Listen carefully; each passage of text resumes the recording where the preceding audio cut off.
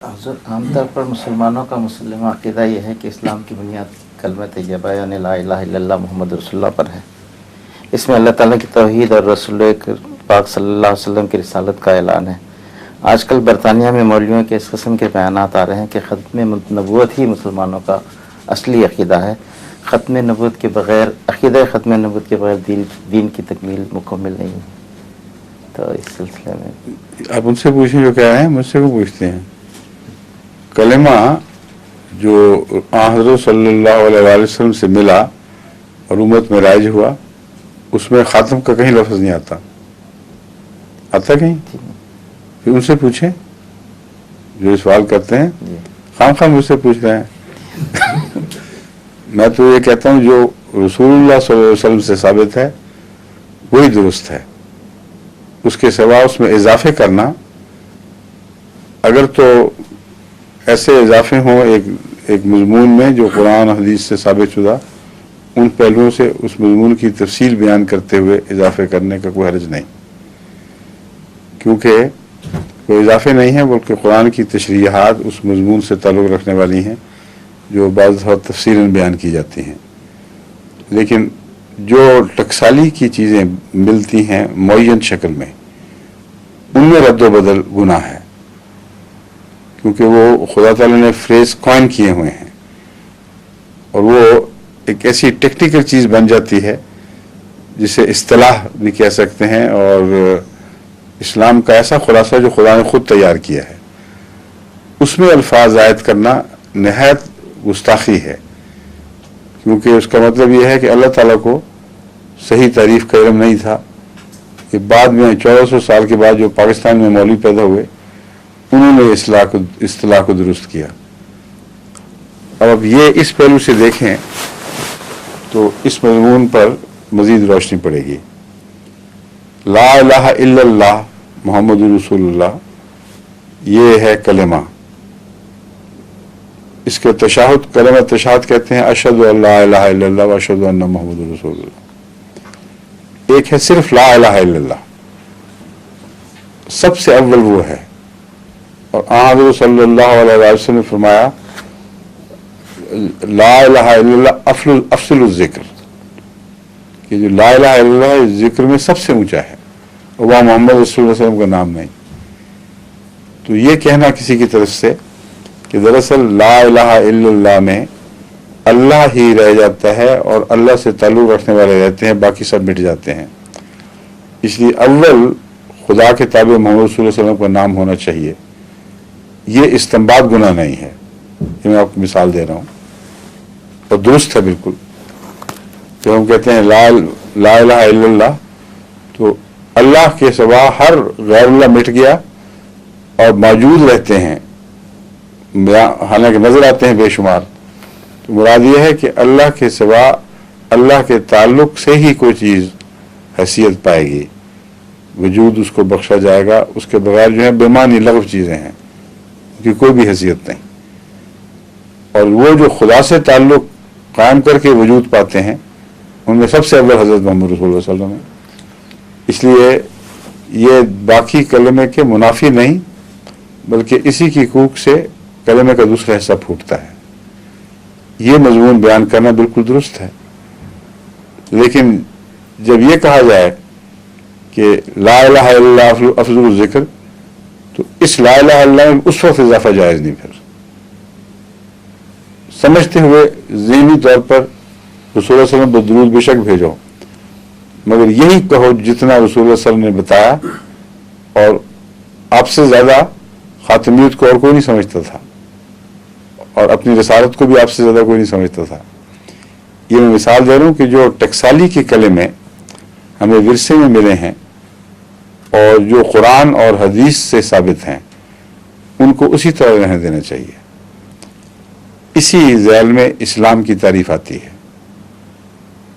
ہر وہ شخص جو اسلام میں داخل ہوتا تھا، اسے ایک کلمہ پڑھایا جاتا تھا، اور وہ کلمہ تشہد ہے، اشہد ان لا الہ الا اللہ و اشہد ان محمد عبدہ و رسولہ، یا اشہد ان محمد رسول اللہ، یہ کلمہ ہے۔ یہ کہتے ہیں مولوی کہ مرزا صاحب چونکہ بہت بعد میں پیدا ہوئے ہیں اس لیے اب مجبوری پیش آئی ہے. اب خالی کلمہ کافی نہیں بلکہ مرزا صاحب کا انکار بھی ضروری ہے. اس سے انہوں نے اس کے لیے عذر ایک ڈھونڈا کہ چونکہ کلمہ پڑھ لینے سے جو آدمی مسلمان ہو جاتا ہے وہ بعض دوسری بنیادوں کا انکار کر کے پھر غیر مسلم ہو جاتا ہے. اس لیے کلمے کے بعد اصل بنیاد خاتمیت ہے.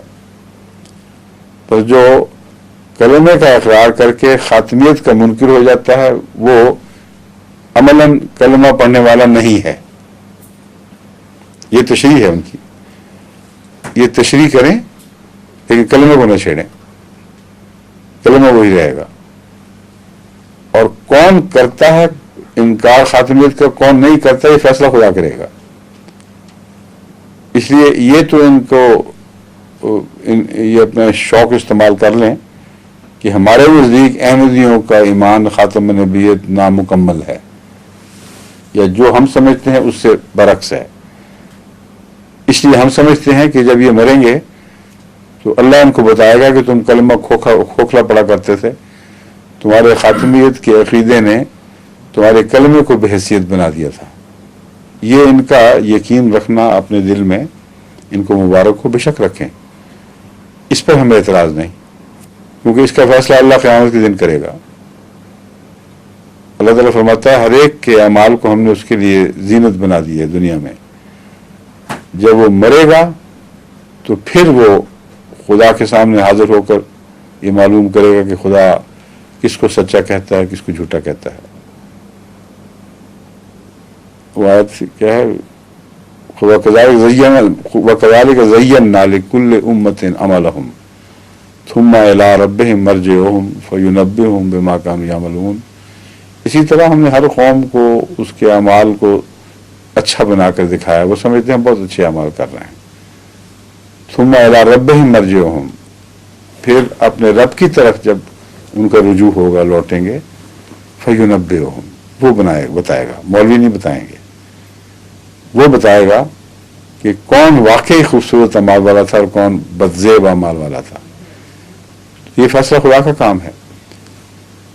وہ کہتے ہیں یہ چونکہ مجبوری بعد میں پیش آئی اس لیے کلمہ میں تبدیلی لازم ہو گئی ہے. یہ کلمہ اب کافی نہیں ہے, اس کے ساتھ ایک دعوے دار نبوت کا انکار لازم ہو گیا ہے. بس اب پاکستان کی حکومت نے یہ کلمہ بنایا ہے کہ اشہد ان لا الہ الا اللہ و اشہد ان محمد رسول اللہ. مرزا غلام احمد قادیانی اور وہ سارے جو ان کو سچا مانتے ہیں وہ سارے دائرہ اسلام سے خارج اور مرتد اور جھوٹے ہیں. یہ مکمل کلمہ بن گیا ہے. ٹھیک ہے, اب وہ ادھر دیکھیں کہ یہ بات کی بات ہے. مسلمہ کذاب کس زمانے میں پیدا ہوا ہے, کوئی ان سے پوچھے. وہ رسول اللہ صلی اللہ علیہ وسلم کے زمانے میں پیدا ہوا, وہاں حاضر ہوا. بعض کہتے ہیں ملاقات ہوئی, بعض کہتے ہیں نہیں پیغام میں بھیجا گیا تھا. یہ بحث چھوڑو, رسول اللہ صلی اللہ علیہ وسلم کے زمانے میں ہوا. فتنہ ارتداد کب ہوا, وہ حضرت ابو بکر کے زمانے میں, اور اس زمانے میں اسی قسم کے لوگ اٹھ کھڑے ہوئے.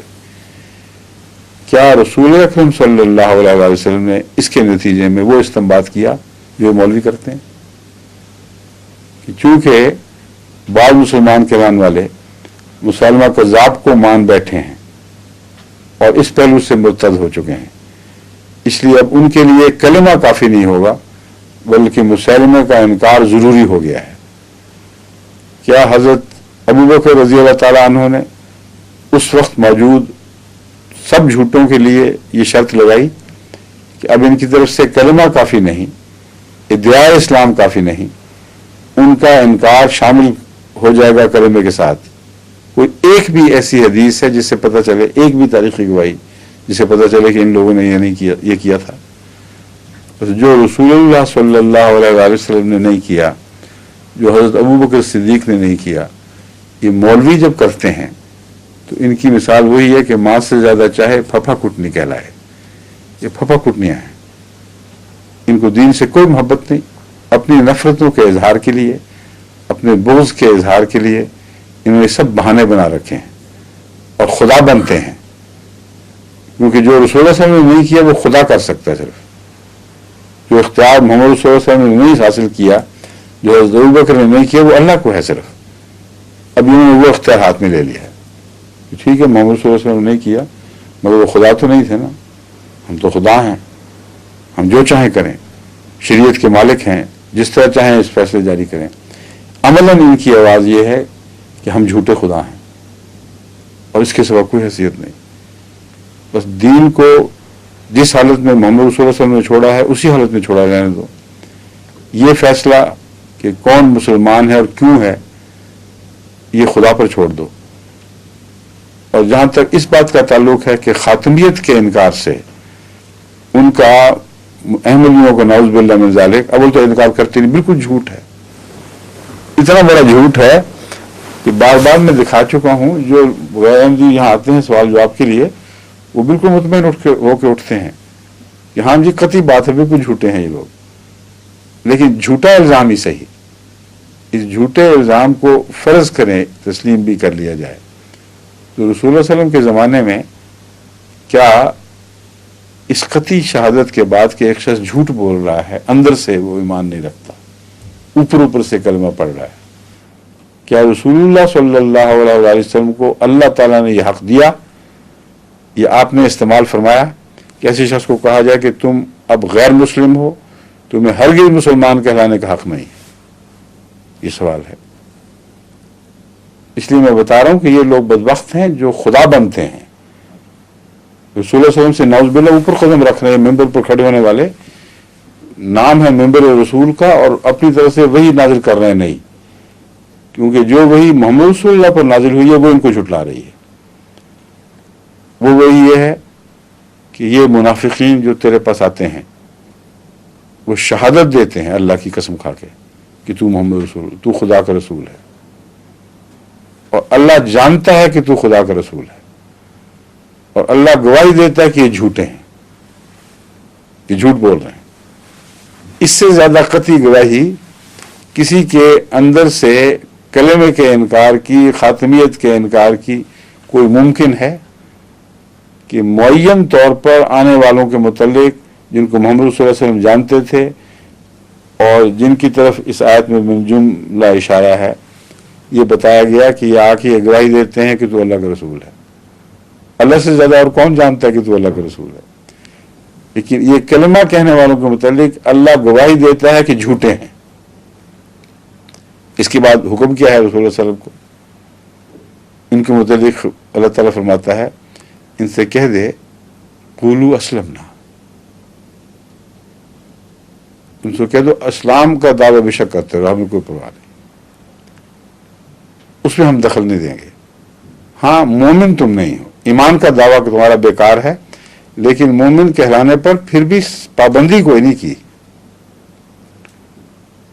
یہ فرمایا کہ تم اسلام کے وہ معنی، ان معنوں میں مسلمان ہو، منہ سے کہتے ہو، فرما برداری کر لی، ہمیں کوئی حق نہیں کہ تمہیں کہنے. جہاں تک ایمان کی صفات کا تعلق ہے وہ جھوٹوں میں ایمان نہیں ہوا کرتا. تم صفات ایمان سے عاری ہو، اس کے باوجود کہو اپنے آپ کو مسلمان. مسلمان نہ کہو نہیں فرمایا، اپنے آپ کو مسلمان کہو. اس کے باوجود یہ لوگ کون ہیں مسلمان کہلانے کا حق چھیننے والے؟ رسول اللہ صلی اللہ علیہ وسلم نے نہیں چھینا، خدا نے دیا نہیں حق.